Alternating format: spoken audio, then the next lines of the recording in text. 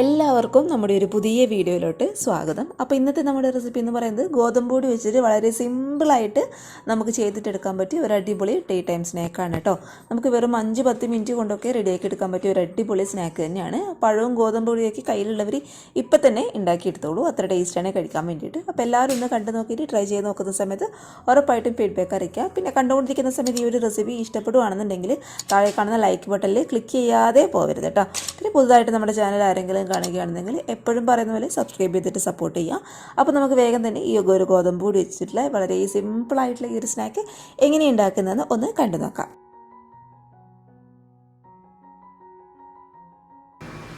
ഈ ഒരു റെസിപ്പി റെഡിയാക്കി എടുക്കാൻ വേണ്ടിയിട്ട് നമുക്ക് മെയിനായിട്ട് വേണ്ടത് പഴമാണ് കേട്ടോ. അപ്പോൾ ഞാൻ ഇതുപോലുള്ളൊരു വലിയ പഴമാണ് എടുത്തിട്ടുള്ളത്. ഇത് നേന്ത്രപ്പഴമല്ല, എന്നാൽ റോബസ്റ്റ് പോലുള്ള മറ്റൊരു പഴമാണ് കേട്ടോ. ഇപ്പോൾ നിങ്ങൾക്ക് നേന്ത്രപ്പഴമാണ് കയ്യിലുണ്ടെന്നുണ്ടെങ്കിൽ അത് വെച്ച് ചെയ്യാം. അല്ലാതെ നിങ്ങൾക്ക് കുഞ്ഞു പഴം ഉണ്ടല്ലോ, നമ്മുടെ നാട്ടിലൊക്കെ അടുക്കം പഴം എന്ന് പറയും കേട്ടോ, അത് വെച്ചിട്ടാണ് ചെയ്യുന്നതെങ്കിൽ അതായാലും കുഴപ്പമൊന്നുമില്ല കേട്ടോ. അപ്പോൾ ഏത് പഴമായാലും അത്യാവശ്യം മധുരമുള്ള നല്ല പഴുത്തിട്ടുള്ള പഴം എടുക്കാൻ വേണ്ടിയിട്ട് ശ്രദ്ധിക്കണേ.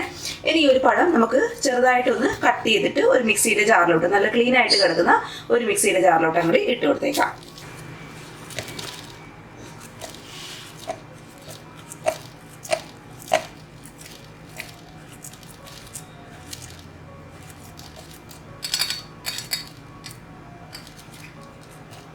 പഴം മുഴുവനായിട്ടും ഞാൻ ഇതുപോലെ ചെറിയ പീസായിട്ട് ഈ ഒരു മിക്സിയുടെ ജാറിലോട്ട് അങ്ങോട്ട് കട്ട് ചെയ്ത് ഇട്ട് കൊടുത്തിട്ടുണ്ട്.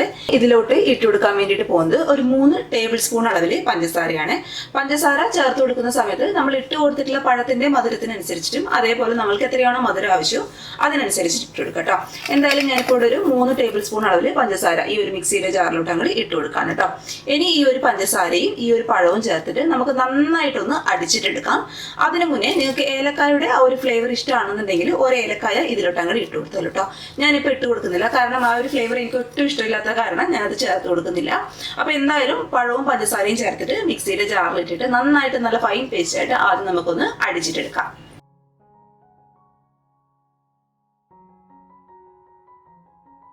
അപ്പോൾ ഇത് മിക്സിയുടെ ജാറിലിട്ടിട്ട് ഞാൻ എല്ലാം കൂടി നന്നായിട്ടൊന്ന് അരച്ചെടുത്തിട്ടുണ്ട് കേട്ടോ. ഈ ഒരു പഴത്തിൻ്റെ കട്ടകളും കാര്യങ്ങളൊന്നും ഉണ്ടാകാൻ പാടില്ല. നല്ല ഫൈൻ പേസ്റ്റ് ആയിട്ട് വേണം നമ്മളിത് അരച്ചെടുക്കാൻ വേണ്ടിയിട്ട്. അത് മുഴുവനായിട്ട് നമുക്ക് ഇതുപോലുള്ള ഒരു പാത്രത്തിലോട്ട് അങ്ങോട്ട് മാറ്റി കൊടുത്തേക്കാം. ഇനി ഞാൻ ഇതിലോട്ട് ചേർത്ത് കൊടുക്കാൻ വേണ്ടിയിട്ട് പോകുന്നത് 1 ടേബിൾ സ്പൂൺ അളവിൽ തേങ്ങയാണ് കേട്ടോ. തേങ്ങ നമ്മൾ എത്രത്തോളം ഈ ഒരു സ്നാക്കിൽ ചേർത്ത് കൊടുക്കുന്നോ അത്രത്തോളം നല്ല ടേസ്റ്റ് ആയിരിക്കും ഇത് കഴിക്കാൻ വേണ്ടിയിട്ട്. ഇനി നിങ്ങളുടെ കയ്യിൽ തേങ്ങാക്കൊത്തൊക്കെ ഉണ്ടെന്നുണ്ടെങ്കിൽ അത് ചേർത്ത് കൊടുത്തോളൂ കേട്ടോ. തേങ്ങാക്കൊത്ത് ഈ ഒരു സ്നാക്ക് കഴിക്കുന്ന സമയത്ത് ചെറുതായിട്ടൊന്ന് കടിക്കാൻ വേണ്ടിയിട്ട് കിട്ടുമ്പോൾ അതൊരു പ്രത്യേകതരം ഫീലും ടേസ്റ്റൊക്കെയാണ്. അപ്പോൾ തേങ്ങാക്കൊത്ത് കയ്യിലുള്ളവർ തേങ്ങാക്കൊത്ത് ഇട്ട് കൊടുക്കുക. ഇനി ഇല്ലാത്തവർ ഇതുപോലെ ചിരകി എടുത്തിട്ടുള്ള തേങ്ങ ഇട്ട് കൊടുത്താലും മതി. ഇനിയാണ് നമ്മൾ ഇതിലോട്ട് മെയിനായിട്ട് ചേർത്ത് കൊടുക്കുന്നത് ഗോതമ്പ് പൊടിയാണ് കേട്ടോ. അപ്പോൾ 250 ml കപ്പിൽ 1/2 കപ്പോളം വരുന്ന ഗോതമ്പ് പൊടിയാണ് നമ്മൾ ഇതിലോട്ട് ചേർത്ത് കൊടുക്കുന്നത്. ഗോതമ്പ് പൊടി എല്ലാം കൂടി മുഴുവനായിട്ട് ഒറ്റയടിക്ക് ചേർത്ത് കൊടുക്കാതെ ഇതുപോലെ കുറച്ച് കുറച്ചായിട്ട് ചേർത്ത് കൊടുത്തിട്ട് ഇതുപോലെ ഒരു സ്പാച്ചിലോ അല്ലാന്നുണ്ടെങ്കിൽ സ്പൂൺ വെച്ചിട്ട് നന്നായിട്ടൊന്ന് മിക്സ് ചെയ്തിട്ട് ഈ ഒരു സ്നാക്കിൽ നമ്മൾ ബേക്കിംഗ് പൗഡറോ ബേക്കിംഗ് സോഡയോ ഒന്നും ഉപയോഗിക്കുന്നില്ല. ഈ ഒരു 4 സാധനങ്ങൾ വെച്ചിട്ട് മാത്രമാണ് നമ്മളിത് റെഡിയാക്കി എടുക്കുന്നത് കേട്ടോ. പക്ഷേ ടേസ്റ്റ് നല്ല ടേസ്റ്റാണ്. അതേപോലെ നമ്മൾ എണ്ണയിലിട്ടെടുത്ത് ഫ്രൈ ചെയ്തെടുക്കുന്ന സമയത്ത് ബേക്കിംഗ് പൗഡർ ഇല്ലാതെ തന്നെ ഇത് നന്നായിട്ട് അങ്ങോട്ട് ആ ഒരു പഴത്തിൻ്റെ ഇതുകൊണ്ട് പൊങ്ങി വരും കേട്ടോ. അപ്പോൾ നമുക്ക് കാണാം ഇതെങ്ങനെയാണ് ഉണ്ടാക്കുന്നത് എന്നുള്ളത്. അപ്പോൾ ഗോതമ്പ് പൊടി എല്ലാം കൂടി ഞാൻ ഇതുപോലെ നന്നായിട്ടൊന്ന് മിക്സ് ചെയ്ത് എടുത്തിട്ടുണ്ട്. ഇനി നമ്മൾ ഇത് ഇത്തിരി ടൈറ്റ് ആയിട്ടാണ് ഇരിക്കുന്നത്. ഇനി നമുക്കിതൊന്ന് ലൂസാക്കിയിട്ട് എടുക്കണം കേട്ടോ. അതിനായിട്ട് ഞാൻ ചേർത്ത് കൊടുക്കുന്നത് ഇളം ചൂടുള്ള വെള്ളമാണ്. അപ്പോൾ ഈ ഇളം ചൂടുള്ള വെള്ളത്തിന് പകരമായിട്ട് നിങ്ങൾക്ക് വേണമെന്നുണ്ടെങ്കിൽ ഇളം ചൂടുള്ള പാലും ഉപയോഗിക്കാം കേട്ടോ. പാല് ചേർക്കുന്ന സമയത്ത് ഈ ഒരു സ്നാക്കിന് ഇച്ചിരി ഒന്ന് ടേസ്റ്റ് കൂടും. അപ്പോൾ അത് നിങ്ങളുടെ ഇഷ്ടത്തിനനുസരിച്ചിട്ട് ചേർത്ത് കൊടുക്കാം. ചൂടെന്ന് പറയുമ്പോൾ ഒരുപാട് ചൂടുണ്ടാകാൻ പാടില്ല. ഇളം ചൂട്, നമുക്ക് കൈയൊക്കെ കുത്താൻ പാകത്തിലുള്ള ഒരു ഇളം ചൂട് മാത്രം കേട്ടോ. അപ്പോൾ വെള്ളം ഒഴിച്ചിട്ട് കുറച്ചായിട്ട് നമുക്ക് നന്നായിട്ടൊന്ന് മിക്സ് ചെയ്തിട്ട് എടുക്കാം. ഇത് ഒരുപാട് അങ്ങോട്ട് ലൂസായി പോകാൻ പാടില്ല. നമുക്ക് കൈ വെച്ചിട്ട് എടുത്ത് ഈ ഒരു മാവ് ഉപയോഗിച്ചിട്ട് വേണം, കൈ വെച്ച് ഈ ഒരു മാവ് എടുത്തിട്ട് വേണം എണ്ണയിലോട്ട് ഇടാൻ വേണ്ടിയിട്ട് ആ ഒരു പാകത്തിലാക്കിയിട്ട് എടുക്കുക. ഒരുപാട് ലൂസായി പോയി കഴിഞ്ഞാൽ നമുക്ക് കൈ ഉപയോഗിച്ചിട്ട് എണ്ണയിലോട്ട് ഇടാൻ വേണ്ടിയിട്ട് ബുദ്ധിമുട്ടായിരിക്കും. അതുകൊണ്ട് ഇച്ചിരി ഒന്ന് ടൈറ്റ് ആയിരിക്കണം കേട്ടോ. അപ്പോൾ കുറച്ചായിട്ട് വെള്ളം ഒഴിച്ചിട്ട് നമുക്കിതൊന്ന് ലൂസാക്കിയിട്ട് എടുക്കാമേ.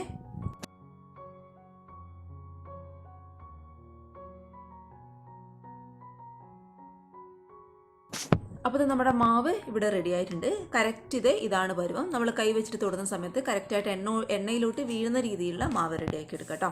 അപ്പോൾ ഇതേ കറക്റ്റ് പരുവം നിങ്ങൾക്ക് മനസ്സിലായെന്ന് വിചാരിക്കുന്നു. ഇനി നമുക്കിത് ചൂടുള്ള എണ്ണയിലോട്ട് വറുത്തിട്ടെടുക്കാം. ഇത് റെസ്റ്റ് ചെയ്യാൻ വെക്കേണ്ട ആവശ്യമൊന്നുമില്ല, ഇപ്പം തന്നെ റെഡിയാക്കി എടുക്കാം കേട്ടോ. അപ്പോൾ എണ്ണയൊക്കെ നന്നായിട്ട് ഇതുപോലെ ഒന്ന് ചൂടായിട്ട് വന്നിട്ടുണ്ട് കേട്ടോ. ഇനി നമ്മുടെ കൈ ഉപയോഗിച്ചിട്ട് കുറച്ചായിട്ട് നമുക്ക് മാവ് എണ്ണയിലോട്ട് അങ്ങോട്ട് ഇട്ട് കൊടുക്കാം. കൈ ഉപയോഗിച്ചിട്ട് നമ്മൾ ഈ ഒരു മാവ് തൊടുന്നതിന് മുന്നേ കൈ ഒന്ന് നനച്ചു കൊടുക്കുകയാണെന്നുണ്ടെങ്കിൽ നമ്മുടെ കയ്യിൽ നിന്ന് പെട്ടെന്ന് മാവ് അങ്ങോട്ട് എണ്ണയിലോട്ട് വീണോളും കേട്ടോ. കയ്യിലൊന്നും ഒട്ടിപ്പിടിക്കാതെ കറക്റ്റായിട്ട് അങ്ങനെ എണ്ണയിലോട്ട് വീഴോളും. അപ്പോൾ കുറച്ചായിട്ട് മാവ് എടുത്തിട്ട് നമുക്ക് ഈ ഒരു എണ്ണയിലോട്ട് അങ്ങോട്ട് ഇട്ട് കൊടുക്കാം. പിന്നെ തീ എന്ന് പറയുന്നത് ഒരു ലോ ടു മീഡിയം ഫ്ലെയിമിൽ വെച്ചോളൂ. ഒരുപാട് ഹൈ ഫ്ലെയിമിൽ വെച്ചെന്ന് കഴിഞ്ഞാൽ ഇത് ഗോതമ്പ് പൊടി ആയതുകൊണ്ട് ഉള്ളി വെന്ത് കിട്ടാനായിട്ട് ബുദ്ധിമുട്ടായിരിക്കും. അതുകൊണ്ട് ഒരു ലോ ടു മീഡിയം ഫ്ലെയിമിൽ വെച്ചിട്ട് രണ്ട് സൈഡും നന്നായിട്ട് മുരിഞ്ഞ് വരുന്നവരെ ഒന്ന് ഫ്രൈ ചെയ്തിട്ട് എടുക്കാം.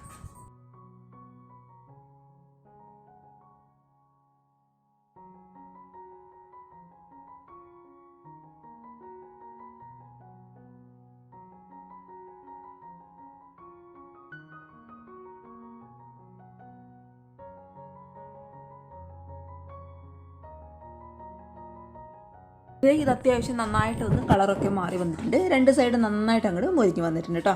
ഇനി ഇത് പതുക്കെ നമുക്ക് എണ്ണയിൽ നിന്ന് അങ്ങോട്ട് എടുത്ത് മാറ്റി കൊടുക്കാം.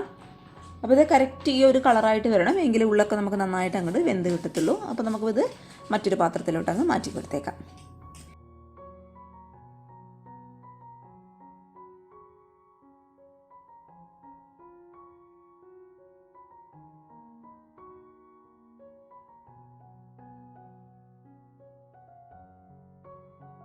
ഇനി ബാക്കിയുള്ള മാവും കൂടി ഇതേ രീതിയിൽ നമുക്കൊന്ന് ഫ്രൈ ചെയ്തിട്ടെടുക്കാമേ.